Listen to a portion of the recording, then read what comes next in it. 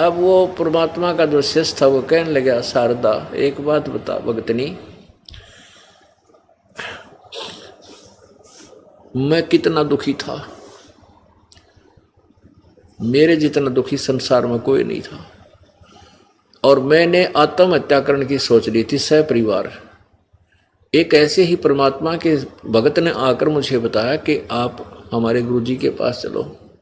मुझे भी ऐसे धक्का सा लगा था कि मैं ब्राह्मण नकली और एक दानव के पैर पकड़ूंगा।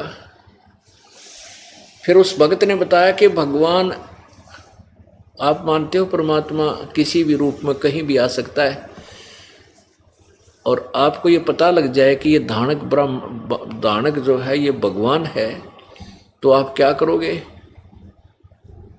कहने लगे भगवान है तो हम अवश्य जाएंगे, लेकिन दानक भगवान नहीं, दुल्हा भगवान नहीं हो सकता। मैंने भी बहुत वाद विवाद किया था, मरा पड़ा था, सारे दुख ऊपर थे, लेकिन फिर भी इस मान बढ़ाई, इस ब्राह्मणपण ने मेरे को कति आकड़ बना रखा था। मेरे सामने कोई विकल्प नहीं रहा मृत्यु के अतिरिक्त। तब मैंने उस भगत की बात को स्वीकार किया और परमेश्वर कबीर जी के चरणों में गया। उसी दिन से मुझे राहत मिलनी प्रारंभ हुई, और मेरे रिश्तेदार ये ब्राह्मण जिनको तू अपना मानती है, ये के कहेंगे, इन्होंने मुझे 10 पैसे 10 रुपए देना बंद कर दिया था। रिश्तेदार भी मुंह मोड़ कर बैठ जाते थे, दूर से देखते उसकी शक्ल बदल जाती थी कि यो कंगाल आ गया, 10 रुपया ने सेध देगा, पैसे मांगन आया होगा। और आज मेरी वो स्थिति है कि वो रिश्तेदार मेरे से मांगने आ रहे हैं, और मैं सहर्ष उनको बगैर ब्याज के देता हूँ। मैं तो ब्याज से भी लेने जाता था तो भी नहीं देते थे।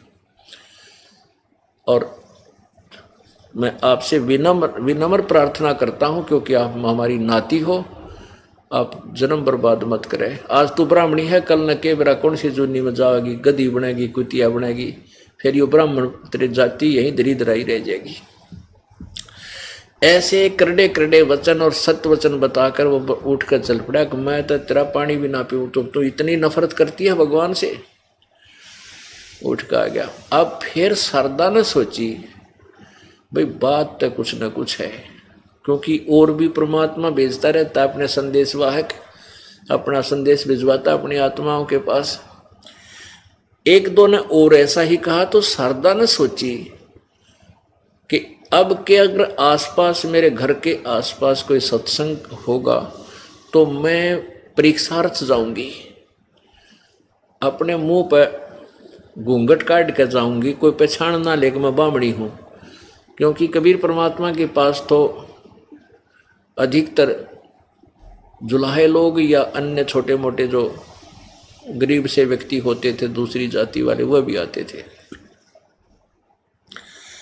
तो उसने सोचा कि मैं अपना ऐसा वेशभूषा बनाकर जाऊंगी, मुझे पहचान ना ले कोई कि ब्राह्मणी आ गई। और यदि कबीर जी ने मेरे सिर पे हाथ रखा और मैं स्वस्थ होगी, मुझे राहत मिल गई, तो मैं शरण पकड़ लूंगी, समाज न नहीं देखूंगी। अब परमात्मा कहते हैं, सो छल छिद्र मैं करूं अपने जन के काज, अरण्यक सिपू जो मार दूं नरसिंह धर लूं साज। तो उस परमात्मा का संदेशा मिला शारदा को। क्या मिला कि शारदा, आज यहाँ एक कबीर नाम का संत आ रहा है और वो सत्संग करेगा, चल लगी सत्संग में। अब उसके तो कान खड़े हो गए। उसको तो कह दिया कि ना, हम ना जाया करा दानका के सत्संग में, हम तो ब्राह्मण हैं। फिर उसने क्या किया कि अपना वेशभूषा बदली, घूंघट काटा, मुंह पर पल्ला डाला। पहले पर्दा रिवाज थी, घूंघट की रिवाज थी तक सभी का। और जहां परमात्मा एक आसन पर बैठे थे, तख्त पर, और वहां उसमें लाइट बिजली नहीं थी, जोत जलाया करते देसी घी की, जैसे हम जलाते खड़ी अमर जोत, उससे रोशनी भी होती थी रात्रि के समय, और एक ये हवन का काम भी करती है। ऐसी उस ज्योति का टिमटिमाता चांदना था, रोशनी थी। और सभी भक्त आकर के परमात्मा कबीर जी से आशीर्वाद पा करके अपने अपने स्थान ग्रहण करके सत्संग सुनने के लिए विराजमान हो रहे थे। वह शारदा भी भेष बदल का आएगी और मुंह पर पल्ला डाल ही रखा था। ज्यों ही आकर के परमात्मा कबीर जी के चरणों में शीश रखा जैसे अन्य बहन बेटियां भाई रख रहे थे, और परमात्मा ने उसके सिर पे हाथ रखकर कहा कि हे शारदा पंडितानी, आज दानक के पास क्यों कराएगी तू। अब जो ही उस परमेश्वर ने उसके हाथ रखा सिर पे, उसका वो दर्द दूर हो गया, वो दुख निकत्ती खत्म हो गया, जैसे था ही नहीं। एकदम इतना हल्का पुल्का शरीर हो गया। और ऊपर से परमात्मा ने चोट मार दी कि तू पंडितानी होकर और एक दानक के पास चरण छूना आएगी, तने क्या कहेगी दुनिया। परमात्मा ने पहचान ली तो और शर्मिंदा होगी कि सचमुच ये अंतर्यामी भी है, और दुख दूर हो गया। वहीं चरण पकड़ दिए और अपने अपशब्दों की बहुत ही याचना की, अक्षमा याचना की, प्रायश्चित किया कि परमात्मा मुझे नहीं मालूम था आप सचमुच भगवान आए हो। कहते हैं जिसका जिससे दुख दूर हो जाए उसके लिए वो परमात्मा तुल्य हो जाता है। और जब ये दुख किसी से निवारण हो ही नहीं रहा था, भगवान बिना सभी कहे थे इसको तो ये तुम्हारे प्रारब्ध में है, ये तो कट ही नहीं सकता, और वो काट दिया तो वो के था, भगवान था। वो भगवान है, था और रहेगा, कबीर परमेश्वर। अब फिर बैठ गई वह शांति, तो सत्संग सुना, और फिर परमात्मा ने उस प्यारी आत्मा को सभी को सत्संग सुनाया। भाई और बात तेरे काम न आवे, तू संतों शरण लाग रे। के सोवे गफलत में बंदे, जाग जाग नर जाग रे, जाग जाग नर जाग रे। और बात तेरे तो संतों शरण लाग रे। के सोवे गफलत में बंदे, जाग जाग नर जाग रे, जाग जाग नर जाग रे। इस तन सराय में जीव मुसाफिर, करता रहे दिमाग रे। तन सराय में जीव मुसाफिर, करता रहे दिमाग रे। रात बसेरा कर ले डेरा, चले सवेरा त्याग रे, चले सवेरा त्याग रे। और बात तेरे काम न आवे, संतों शरण लाग रे। के सोवे गफलत में बंदे, जाग जाग नर जाग रे, जाग जाग नर जाग रे। उमदा चोला बण्या अनमोला, ये लगे दाग पे दाग रे।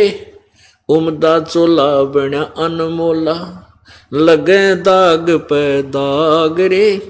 2 दिन की गुजरान जगत में, क्यों जले बिरानी आग रे, क्यों जले बिरानी आग रे। और बात तेरे काम न आवे, तू संतों शरण लाग रे। के सोवे गफलत में बंदे, जाग जाग नर जाग रे, जाग जाग नर जाग रे। कुबद का चढ़ी चढ़री चित पे, तू होया मनुष्य से नाग रे। कुबद का चढ़ी चढ़री चित पे, तू होया मनुष्य से नाग रे। सूझे नहीं सजन सुख सागर, बिना प्रेम बैराग रे, बिना प्रेम बैराग रे। और बात तेरे काम न आवे, संतों शरण लाग रे। के सोवे गफलत में बंदे, जाग जाग नर जाग रे, जाग जाग नर जाग रे। हर सुमरे सो हंस कवावे, यो कामी क्रोधी काग रे। हर सुमरे सो हंस कवावे, कामी क्रोधी काग रे। बहुरा न भर में विष के वन में, चल बेगमपुर बाग रे, चल बेगमपुर बाग रे। और बात तेरे काम न आवे तो संतों शरण लाग रे, के सोवे गफलत में बंदे, जाग जाग नर जाग रे, जाग जाग नर जाग रे। शब्द सैन सतगुरु की पछाणी, पाया अटल सुहाग रे, शब्द सैन सतगुरु की पछाणी, पाया अटल सुहाग रे। नितानंद महबूब गुमानी, परगटे पूर्ण बाग रे, परगटे पूर्ण बाग रे। और बात तेरे काम न आवे तू संतों शरण लाग रे, के सोवे गफलत में बंदे, जाग जाग नर जाग रे, जाग जाग नर जाग रे। परमेश्वर कबीर जी सत्संग के द्वारा अपनी प्यारी आत्माओं को सुना रहे हैं कि ये मानुष जीवन बार बार नहीं मिलता। ये एक आपने जो शरीर मिला है आपको, ये कुछ समय के लिए आपने किराए पर प्राप्त किया है। परमात्मा ने ही आपका ये 5 तत्वों का महल बनाकर, ये सरा बनाकर आपको दे रखी है, धर्मशाला चलती फिरती। और ये आपको कुछ समय के लिए प्राप्त है, जितना आपने किराया दे रखा है इसका, जितने आपके संस्कार हैं।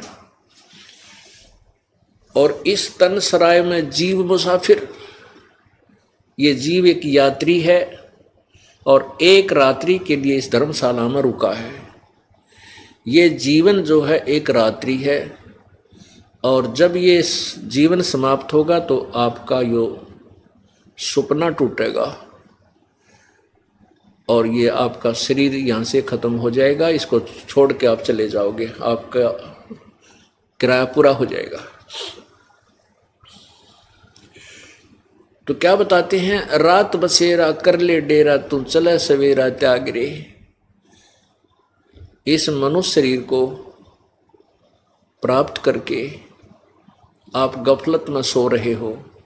कौन सी गफलत है? अज्ञान रूप अंधकार में, और इस मोह ममता की नींद में आप गहरे सो रहे हो।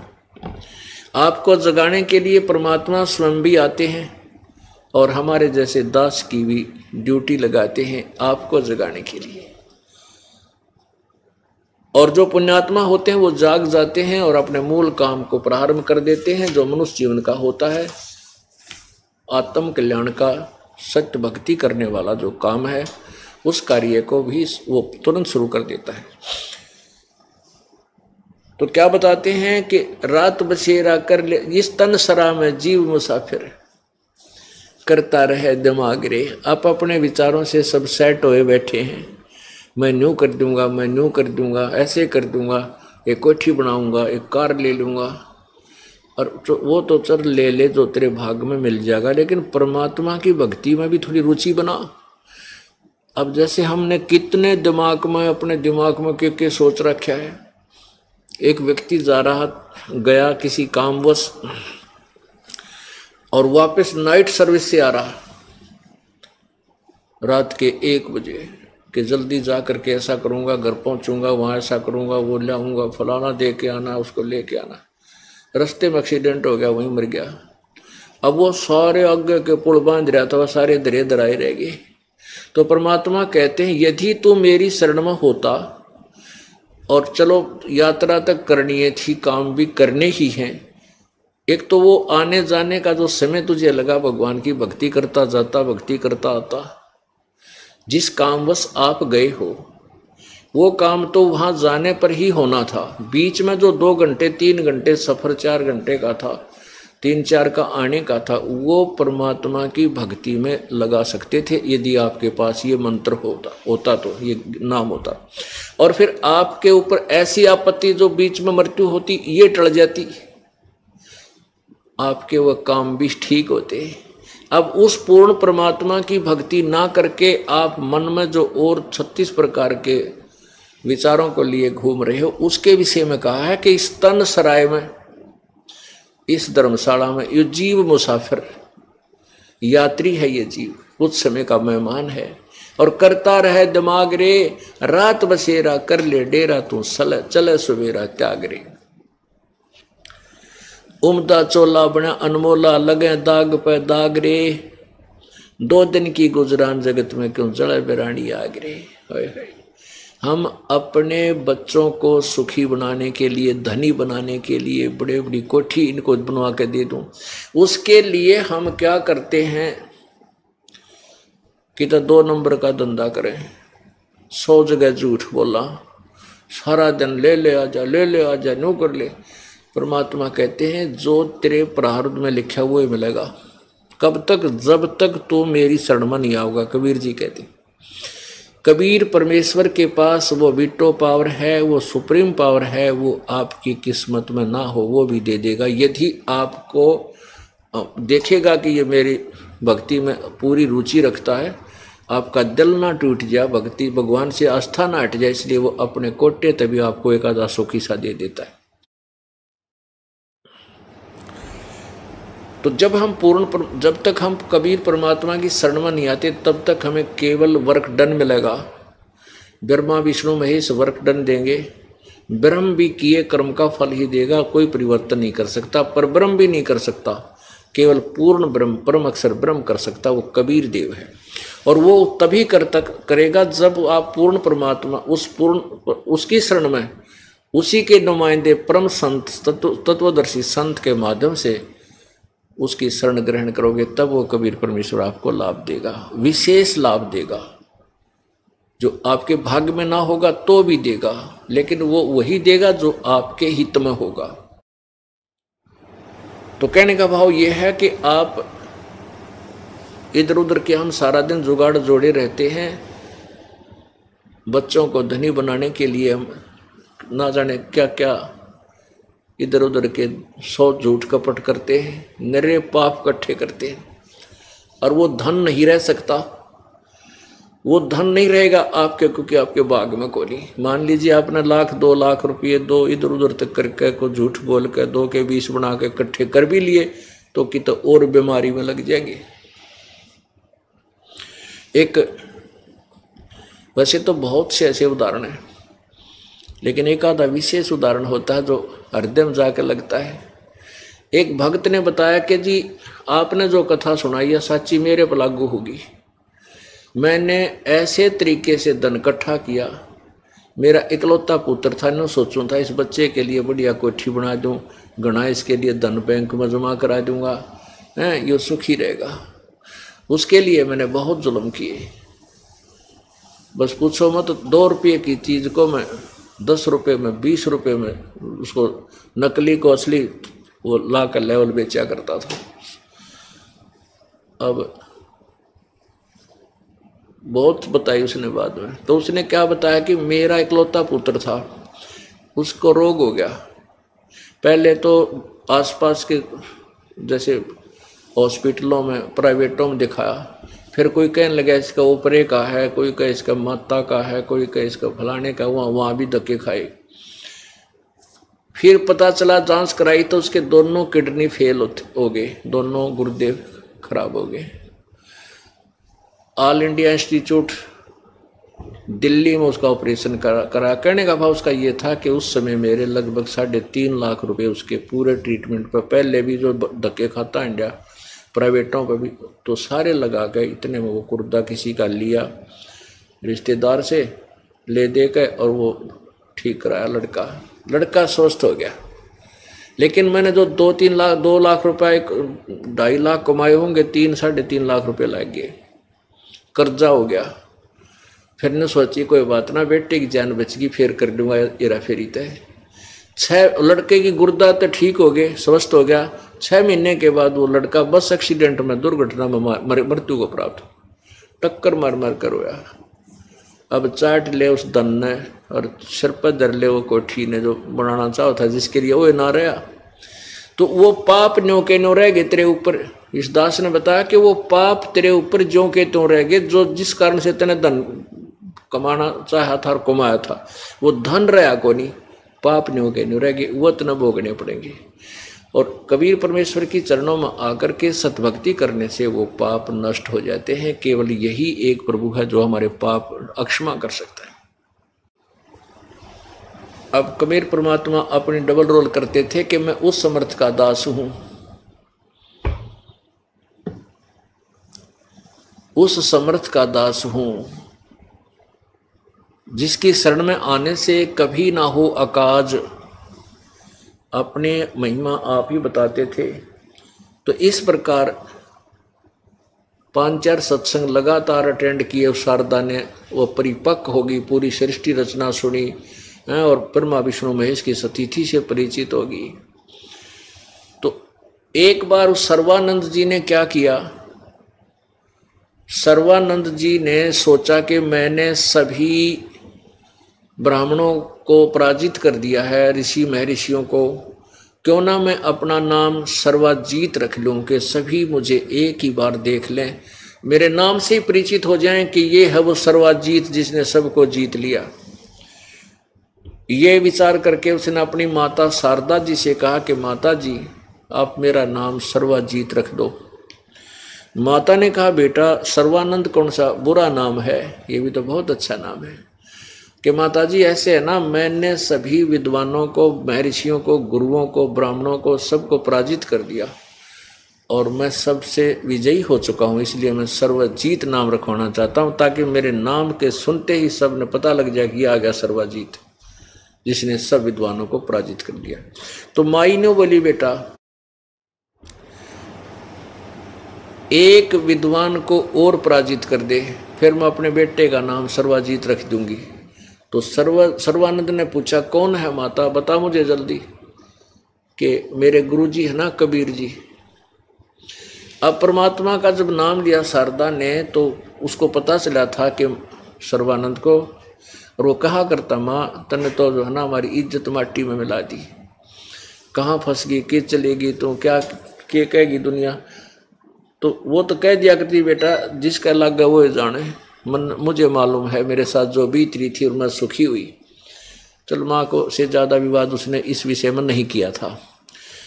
फिर जब उसने कहा कि तू उस मेरे गुरुदेव को पराजित कर दे कबीर जी को, तब मैं मान जाऊंगी तुझे और फिर मैं तेरा नाम सर्वाजीत रख दूंगी। ना तो तेरी माँ तेरा सर्वाजीत नाम कभी नहीं रखे।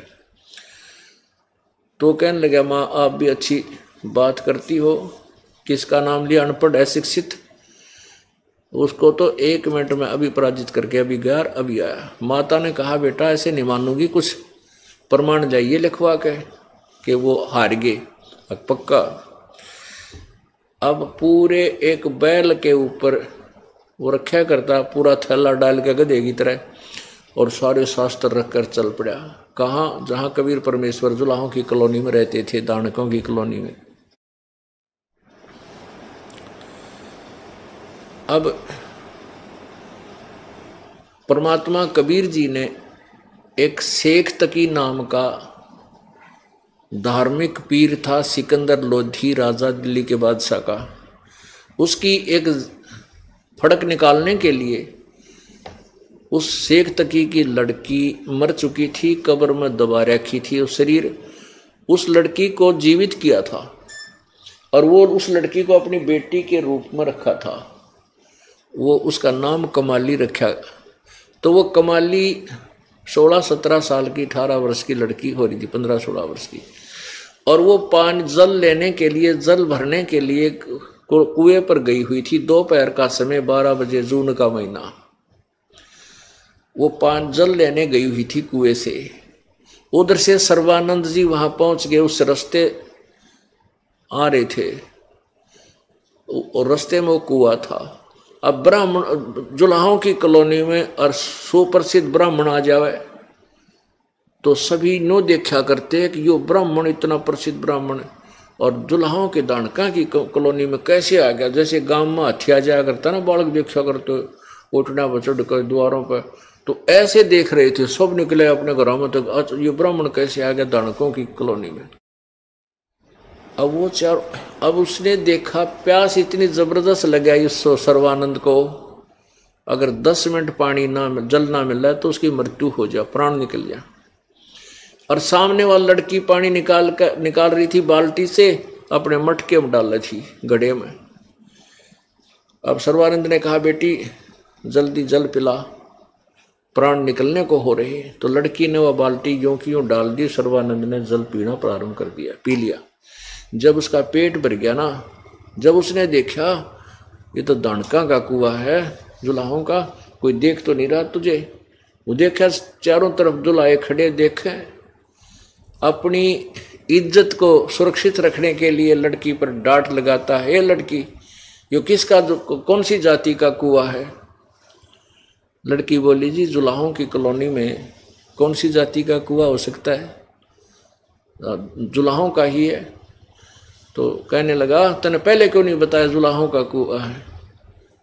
लड़की बोली, तेरा पेट भर गया जहाँ, तो इसलिए बात आ गई। इतना ब्राह्मण, जब तक तेरी आंख निकलने वाली थी, मृत्यु को प्राप्त होने वाला था, तूने पहले क्यों ना पूछा कि इसका कुआं है। पानी पीने से पहले पूछना चाहिए था। अब तेरा पेट भर गया, बकवाद भागी तने बोला, छोरी लड़की घड़ी ना बोला है, न्यू बता वो कबीर का घर कहाँ है। वह बोली, आ जाओ, मेरे पिताजी हैं। मुँह बोले पिताजी थे और मैं उन्हीं की लड़की हूँ, आ जाओ, मेरे साथ साथ आ जाओ, घर बता दूँगी। वह लड़की जल्दी जल्दी चल गई, आगे पहुँच गई, जाकर कहने लगी, पिताजी, परमेश्वर कबीर जी को मुँह बोले पिताजी थे कि एक ब्राह्मण आ रहा है और बैल के ऊपर घने वो धर रहा है किताब है, और लगता है आपके साथ कोई वाद विवाद करने आया, आपको पूछ रहा है। परमात्मा बोला, बेटी कोई बात नहीं,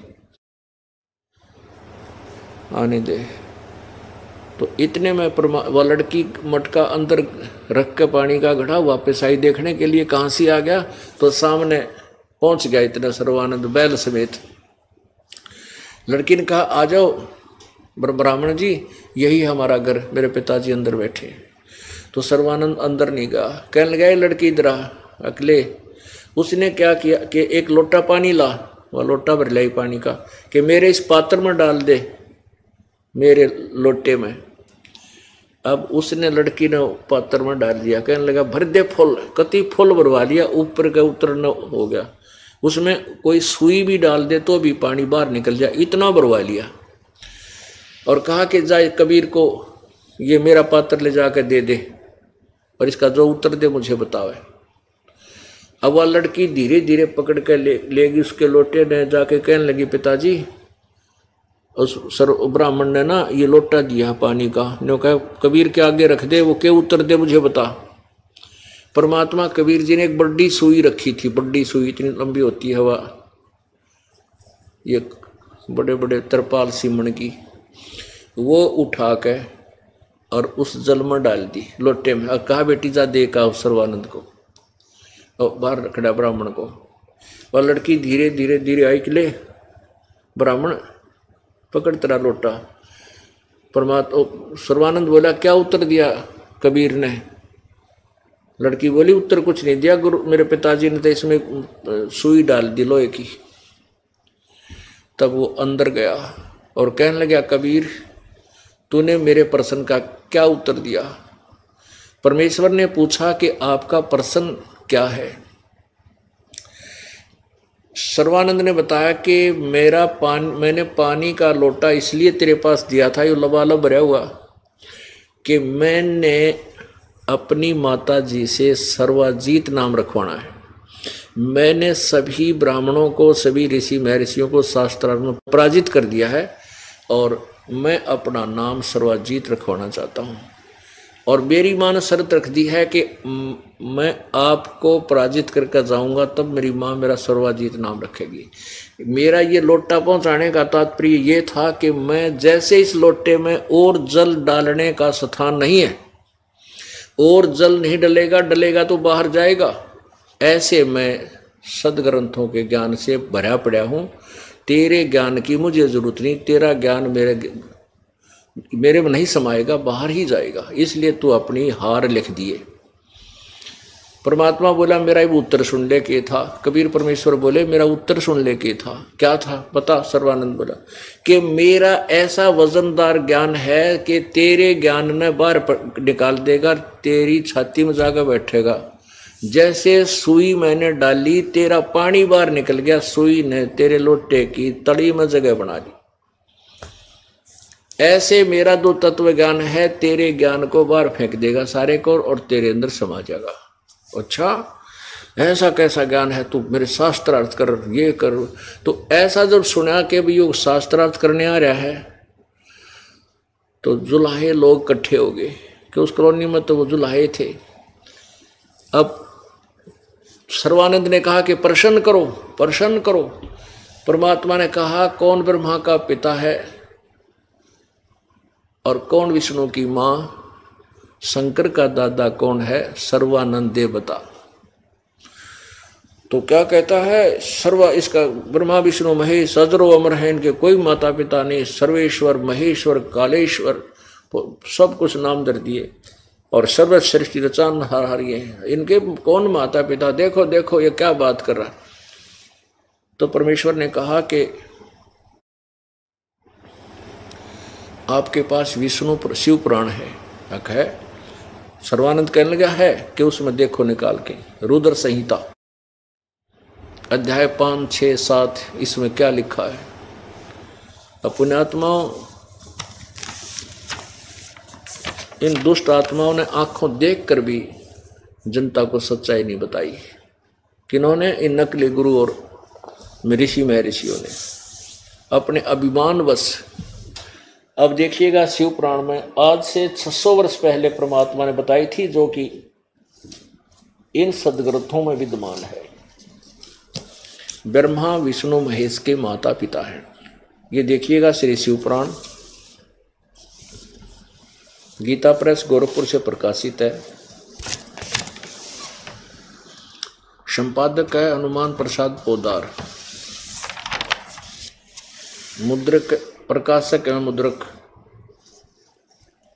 गीता प्रेस गोरखपुर, गोविंद भवन कार्यालय कोलकाता का संस्थान।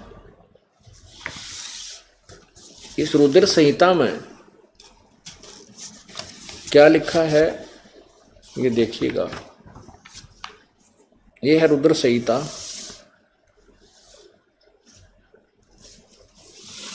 अध्याय 5 या समाप्त हुआ, छठे से छठा प्रारंभ होता है 99 पृष्ठ पे, 99 पृष्ठ पे। ब्रह्मा जी ने कहा, ब्रह्मन देव शिरोमणे, यानी ब्रह्मा जी ने अपने पुत्र नारद से बता रहे हैं, देव शिरोमणे तुम सदा समस्त जगत के उपकार में लगे रहते हो, तुमने लोगों के हित की कामना से बहुत उत्तम बात पूछी है।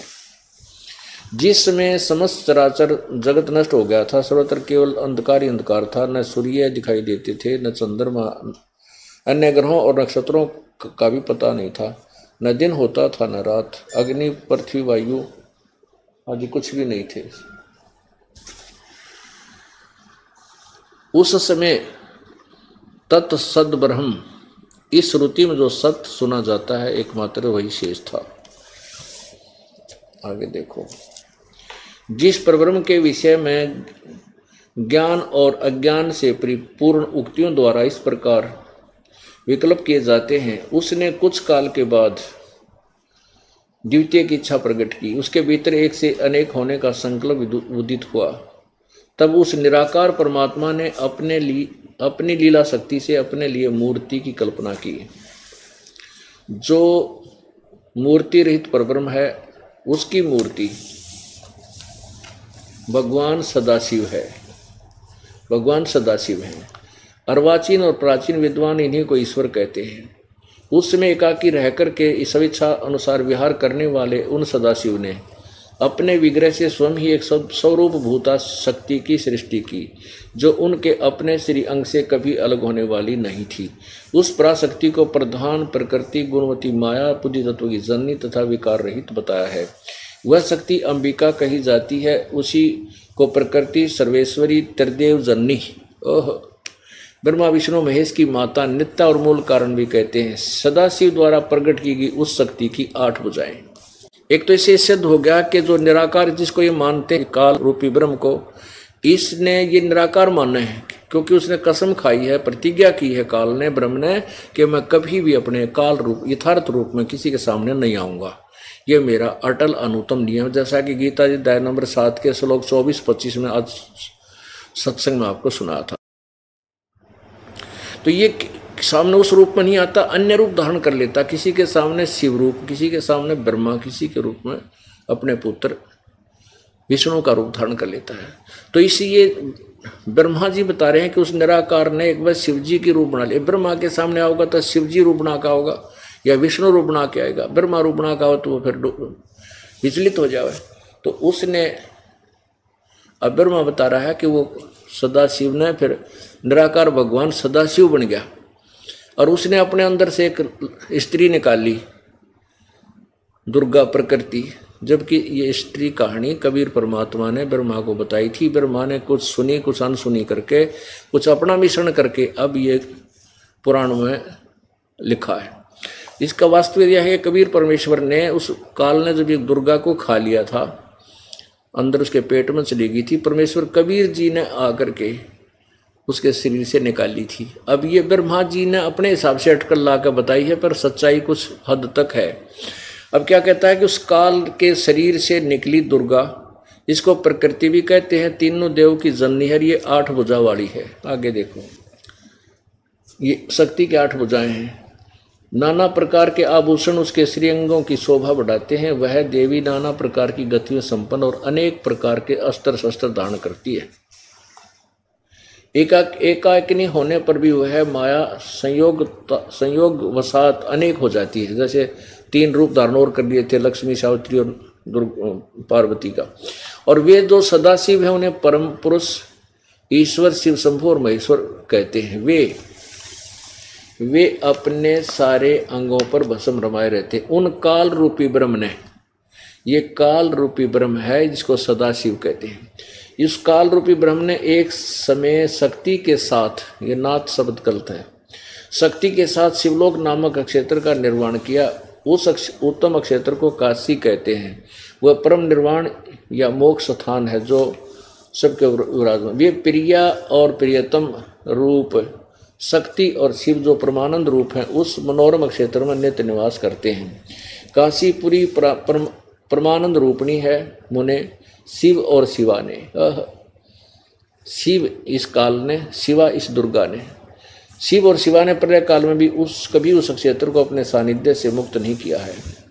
देव से एक समय उस नंदन वन में रमण करते हुए शिवा और शिव के मन में, दुर्गा काल और दुर्गा के मन में, दुर्गा और काल के मन में यह इच्छा हुई कि किसी दूसरे पुरुष की सृष्टि करनी चाहिए, यानी कोई बच्चा पैदा करा, जिस पर यह सृष्टि संचालन का महान भार रखकर हम दोनों केवल काशी में रहकर सब इच्छा अनुसार विचरें और निर्वाण धारण करें। ऐसा विचार करके, ऐसा निश्चय करके शक्ति सहित सर्वव्यापी परमेश्वर शिव ने अपने वाम भाग के 10वें अंग पर अमृत मल दिया। फिर तो वहां से एक पुरुष प्रकट हुआ, उसका नाम के दरिया, इन्हें पति पत्नी व्यवहार किया दोनों ने। फिर वहां से क्या और बच्चा उत्पन्न, उसका नाम के रखा। शिव ने कहा, वत्स व्यापक होने के कारण तुम्हारा विष्णु नाम विख्यात हुआ। परमात्मा बोले, पढ़ के देख और सुना दे सबने। अब उसने संस्कृत में लिखा हुआ था, सारा पढ़ लिया और सच्चाई ज्यों की तो नहीं सुन कहा, कहने लगा नहीं ऐसा कहीं नहीं लिखा, और पढ़ भी लिया। आगे देखो, फिर ब्रह्मा की उत्पत्ति, ये 6वां अध्याय समाप्त हुआ। 7वां, ब्रह्मा जी कहते हैं, देव से तत्पश्चात कल्याणकारी परमेश्वर शाम सदाशिव ने पूर्वोत्पर्तन करके मुझे अपने दाहिने अंग से उत्पन्न किया। यानी उसी तरह जैसे विष्णु पति पत्नी विहार से विष्णु उत्पन्न किया था, ऐसे मैं भी उत्पन्न किया। अब आगे देखो, अब यहाँ अनुवाद करता विचलित हो जाता है कि शिव से शिव की उत्पत्ति कैसे लिखूं, ज्ञान तो इनको था नहीं। लेकिन चोर चोरावे तोमड़ी गाड्डे पानी में, वो गाड्डे हुआ ऊपर आवे नो सच्चाई छानी ना। अब यहाँ देखिएगा, अब 9वां अध्याय प्रश्न नंबर 110 पर, यही रुद्र संहिता इस प्रकार ब्रह्मा विष्णु और रुद्र इन तीनों देवताओं में गुण हैं, परंतु शिव गुणातीत माने गए। अब यहाँ चार हो गए, एक ब्रह्मा, एक विष्णु, एक रुद्र यानी शंकर, और एक इनका बाप शिव, दुर्गा इनकी माता। अब परमात्मा ने फिर बताया कि देवी पुराण निकाल, उसके तीसरे स्कंद अध्याय नंबर 4, 5, 6 में देखो उसमें क्या लिखा है। और वह भी पढ़ी न्यो की न्यो पाई। लेकिन कहते हैं राज तजना सहज है, सहज त्रिया का नेह, और मान बढ़ाई ईर्षा दुर्लभ तजना। ये अपने मान बढ़ाई के लिए जनता को भ्रमित कर देना उन्होंने उचित समझा, और सत्य को उजागर नहीं करना चाहा। कहने लगा झूठ बोलता है, कहीं ऐसा नहीं लिखा है। और फिर उसने जो कोई श्लोक सलाह घोट रखे थे किसी और पुराण के या कोई वेद के मंत्र थे, वो संस्कृत बोलनी शुरू कर दी। 1 घंटे तक संस्कृत बोलता रहा। अब उस समय 2 विद्वानों का फैसला कौन करते थे? जनता, जिसने क्या का ज्ञान नहीं, वो ताली बजा देते थे किसी के हक में, और वाह वाह वाह, तो वो विजयी हो जाता था। न्यू भट्ठा बैठ रहा था, शास्त्रार्थ ने न्यू नाश कर रखा था। अब उन जुलाहा व्यक्तियों ने जो अशिक्षित थे, उन्होंने सर्वानंद की सुनकर वह राम एक कंटिन्यूस धारावाहिक संस्कृत जिसको वो स्वयं भी समझ नहीं सकते थे, और कह दिया वाह सर्वानंद, वाह सर्वानंद, वाह वाह। तो कबीर साहब पराजित कर दिए और वो डांगर विजयी हो गया, वो सर्वानंद। एक समय एक किसान का लड़का 6ठी कक्षा में पढ़ा करता, पहले 6ठी कक्षा से अंग्रेजी शुरू होया करती, 7वीं में 6ठी 7वीं में पढ़ा था। रविवार का दिन पिता के साथ बैलगाड़ी में बैठा हुआ खेतों में जा रहा था। सामने से एक अंग्रेज अपनी मोटर कार से आ रहा था। उसने उन गाड़ी वालों को हाथ से इशारा देकर रुकवाया, वो रुक गए और उनसे अंग्रेजी में बात करने लगा कि मैंने उस गांव जाना है, क्या मैं ठीक जा रहा हूँ, इंग्लिश बोल के। अब वो लड़का जो था वो अंग्रेजी पढ़ा करता, पिताजी के सामने अंग्रेजी में ऐसे याद कर रखे थे, वो सुनाया करता, सिक लीव पढ़ा करता, याद कर रहा था। तो पिताजी बोला बेटा यू अंग्रेज के अंडी पाक रहा है, अंग्रेजी बोल कर सुनाओ, जानू हम ना आती है कोई ना, मेरा बेटा भी तो अंग्रेजी जाने, सुना दे तो भी इसको, अकम भी अंग्रेजी जानते। तो उस लड़के ने सिक लीव सुना दी, छुट्टी के लिए प्रार्थना पत्र इन इंग्लिश। अब वो सुनाने लग गया कि I am sick, I am ill today, I can not come to school, please grant me 1 day leave, your faithfully such and such, नाम बता दिया। अब उस अंग्रेज ने पूछा तो रास्ता वो सुना उसको, सिक लीव छुट्टी की प्रार्थना पत्र, तो माथे माथ मारा और अपना चलता अपना किसी मूर्ख से टकराया, पूछ रहा हूँ रास्ता सुनाओ, सिक लीव। तो उसके पिता ने अपने पुत्र की कमर थपथपाई, वाह बेटा तने मेरी इज्जत रख दी, और अंग्रेज बजा दिया अंग्रेजी बोल के। और लड़का बोला पिताजी अभी तो माई बेस्ट फ्रेंड और याद था, ऐसे उसने सुन लेता था गाड़ी छोड़ के भाग जाता है। तो ये इसे परमात्मा पूछ रहा है कि इसमें क्या लिखा है, पढ़ के सुना, ब्रह्मा विष्णु महेश के माता पिता कौन है, और फिर वो तो सुनाया नहीं और बकवाद सुनाने लग गया और उससे विजयी हो गया। तो पुण्यात्माओं ऐसी यह बात बिगड़ रही थी अभी तक। तो परमेश्वर बोला भाई ठीक है आप जीत गए, मैं हार गया। कबीर जी बोले और ठीक है जा तो अपने घर में। सर्वानंद कहने लगा ऐसे नहीं जाऊंगा, मैं लिखवा के लेके जाऊंगा, मेरी माँ ने कहा है। अगर लिख ले भाई, मैं तो अनपढ़ हूँ, अशिक्षित हूँ, आप लिख लो, मैं अंगूठा ला दूंगा। उन्होंने लिख लिया कि शास्त्रार्थ में सर्वानंद विजयी हुआ और कबीर जी पराजित हो गए। अंगूठा ला दिया और ले आया। अपनी माँ से कहने लगा माँ देखा ना, गया और आया, मिनट में हरा दिया। उसकी माँ बोली बेटा कुछ प्रूफ लाया, तू प्रमाण दिखा मुझे। कहने लगा हाँ माता प्रमाण लाया हूँ, कागज। कहने लगे पढ़ के सुना बेटा। वो पढ़ने लगा, उस लेख को क्या लिखा पाया कि शास्त्रार्थ में सर्वानंद हार गया और कबीर विजयी हुआ। उसकी माँ बोली रे तूने कहता मैं जीत का है तो हार का है बेटा। नो कहा माता जी मैं कई दिन से शास्त्रार्थ में था, रात ने सोया नहीं था, नींद आ गई थी, नींद में विचलित था, मेरे से गलत लिखा गया, अब दोबारा लिखवा के लाता हूँ। दोबारा लिखवा लिया। दोबारा गया तो कबीर परमेश्वर से कहा कि भगवान के हे कबीर जी मेरे से गलती से उल्टा लिखा गया, मेरी माँ नहीं मान रही है, दोबारा लिखवाना पड़ेगा। कबीर जी बोले लिख ले भाई। दोबारा लिख लिया कि शास्त्रार्थ में सर्वानंद विजयी हुआ, कबीर जी पराजित हुए, अंगूठा ला दिया। अब फिर जाकर देखा, अब उसने घर में प्रवेश करने से पहले फिर पढ़ा, कदे फिर उल्टा लिखा गया हो तो सही था। अंदर जाकर बोला माँ सुनाऊं? अब सुना बेटा। उन्होंने फिर देखा, उसमें क्या पाया कि शास्त्रार्थ में सर्वानंद हार गया, आगे ना बोला।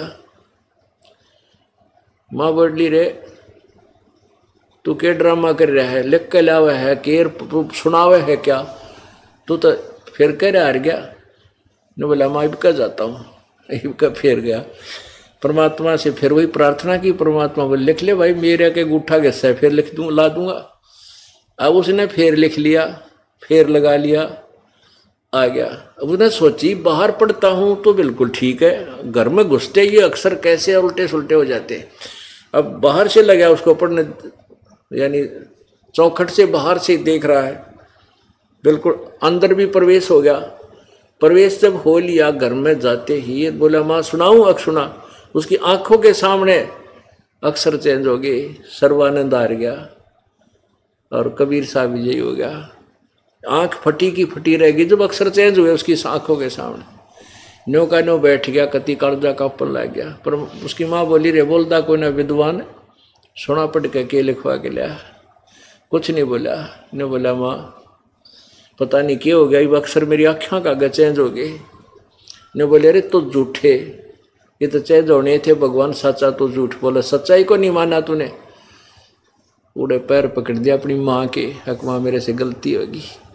वो तो सचमुच भगवान पढ़े, अनपढ़ होकर के सारे सदग्रंथों को उंगलियों पर रट रखा है और मैं अभिमान वश नहीं मान सका। उसकी माँ बोली भाई जा चाल बरा बेटा कल्याण करवा ले, तेरी बिरान माटी हो जाएगी, तू पशु बनेगा। और बेटा मेरे को देखा नहीं जाता तेरा दुख, तो किसका विद्वान है। तब ने बोला माँ मेरे साथ चल। अच्छी आत्मा जो होते हैं वो अभिमान घनी देर तक नहीं करते, मान जाते हैं। ने बोले मेरे साथ चल, और मैंने शर्म लगा है, मुझे नाम दिवा लिया। उन्हीं जुलाहों की कॉलोनी में वही विद्वान एक नंबर का ब्राह्मण, इसको ब्राह्मण कहते हैं, मान गया, चलो कहे सुने थे। फिर दोबारा गया, नाक रगड़ी, नाम ले लिया। अब सर्वानंद की कोई नहीं माने, न्यो कहे ब्राह्मण पागल हो गया, मूर्ख है, कुजुलाए का चेला बन गया, फिर निके पै दिया, इसने अपना बना लिया। अब उस सर्वानंद रिजेक्ट कर दिया पूरे ब्राह्मण समाज ने कि झूठा है, कपटी है। न्यो कहे ब्रह्मा विष्णु में इसके माता पिता कहीं नहीं लिखा। तो यो बात रोड़ा रानी रखनी थी परमात्मा ने, और सर्वानंद का कल्याण कर दिया। आगे किसी ने स्वीकार नहीं किया, क्योंकि यहाँ तक ये तत्व ज्ञान छुपा के भी रखना था और उस प्यारी आत्मा का कल्याण भी करना था। बोलो सतगुरुदेव सत सत। पूर्ण परमात्मा कबीर देव जी सर्वश्रेष्ठी रचनहार अपने यथार्थ ज्ञान को प्रदान करने के लिए इस काल के लोक में समय समय पर प्रकट होते रहते हैं। काल भगवान ने सर्व सदग्रंथों के विपरीत ज्ञान पूरे मानव समाज में फैला दिया गया है। उस अज्ञान को समाप्त करने के लिए परमेश्वर स्वयं आते हैं। वे परमात्मा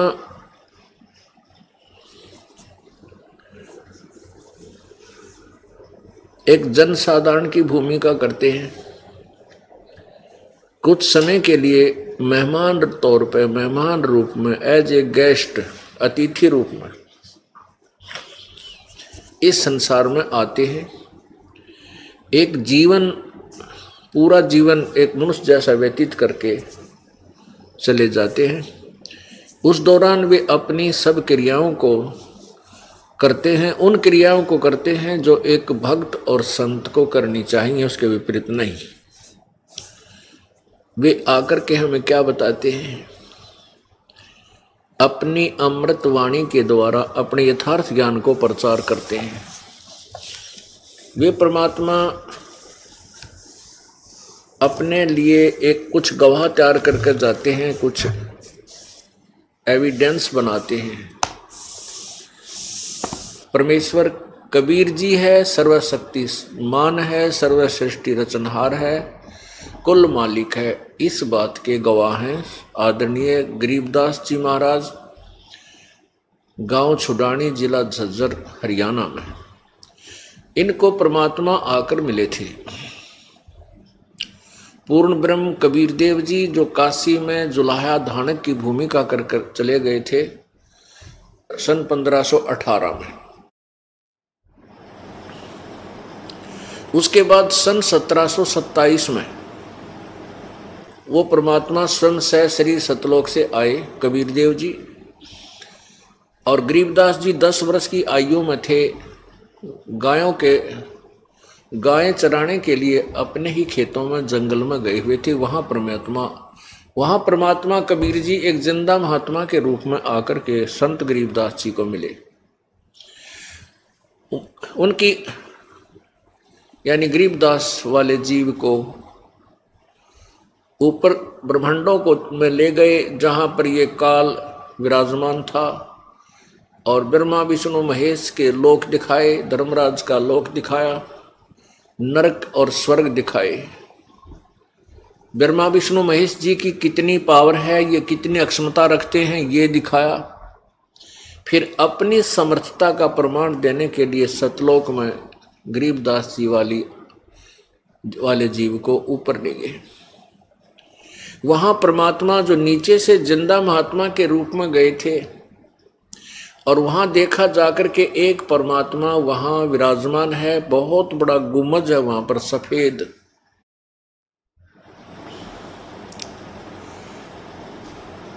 जैसे मंदिर नुमा होते हैं, मंदिर का जो छोटा सा बना देते हैं, वो गुम्बद होता है, ऊपर से गोल टाइप होता है, ज्यादा लंबी चोटी नहीं है उसकी। उसके अंदर परमात्मा का तख्त है, सिंहासन है, और वहां नीचे से गए हुए उस जिंदा महात्मा के रूप में प्रगट परमात्मा कबीर जी ने अपने ही दूसरे स्वरूप जो तेजों में शरीर है, जिसके एक रोमकूप में करोड़ सूर्य करोड़ चंद्रमा मिला दे इतनी रोशनी है, यानी वो उन चंद्रमा और करोड़ चंद्रमा करोड़ सूर्यों की रोशनी भी फीकी रह जावे, इतना एक रोमकूप का प्रकाश है परमेश्वर कबीर देव का, अर्थात सत्य पुरुष का। तो नीचे से जो गए थे जिंदा महात्मा के रूप में डबल रोल कर रहे थे प्रभु, वहां जाकर के चंवर जो परमात्मा के वहां चंवर रखा था, उस चंवर को उठाकर के सत्कार करने के लिए अपने ही दूसरे स्वरूप जो तेजो में स्वरूप के ऊपर चंवर करने लग गए। गरीबदास जी ने सोचा कि परमात्मा ये है जो तख्त पर बैठा है, जो सिंहासन पर विराजमान है, बहुत ही तेजों में शरीर है इसका, परमेश्वर का। इतना वो सोच ही रहे थे कि ये जो नीचे गया था ये कोई इसका नौकर होगा, ये जिंदा महात्मा इस भगवान का नौकर होगा, सेवक होगा, दास होगा, अनुयायी होगा। इतना सोच ही रहे थे। इतने में क्या हुआ कि जो भगवान तेजों में शरीर युक्त है, वो तख्त पर बैठा था, वो खड़ा हुआ। वो परमेश्वर खड़े हुए, और जो नीचे से जिंदा महात्मा के रूप में गए थे कबीर देव जी, वो पूरे अनंत कोट ब्रह्मांडों के मालिक के उस सिंहासन पर विराजमान हुए। और जो तेजों में शरीर युक्त जो परमात्मा बैठे थे, उन्होंने चंवर उठाया, और जो नीचे से गरीबदास जी को साथ लेकर के जिंदा महात्मा के रूप में गए थे, वो तख्त पर विराजमान हुए। उनके ऊपर वो तेजों में शरीर वाला भगवान चंवर कर रहा है, उसकी सेवा कर रहा है, पूजा कर रहा है।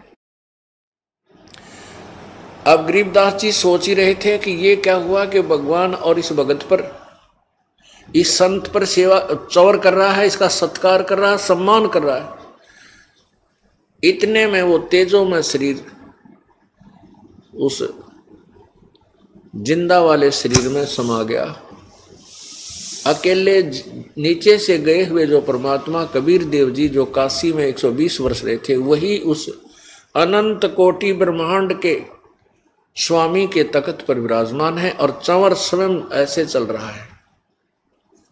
अब गरीबदास जी असमंजस में पड़ गए कि भाई भगवान तो यही भगवान है, यही परमेश्वर है जो नीचे से तुझे लेकर गया था, सचमुच ये परमात्मा है। और ये काशी में परमेश्वर ने बताया कि मैं 120 वर्ष बनारस में गया था और वहां मैंने इस तत्व ज्ञान का प्रसार किया था। और वापस जा भगत, परमेश्वर ने कहा गरीबदास जी को, वापस जा बच्चा और मेरी महिमा का गुण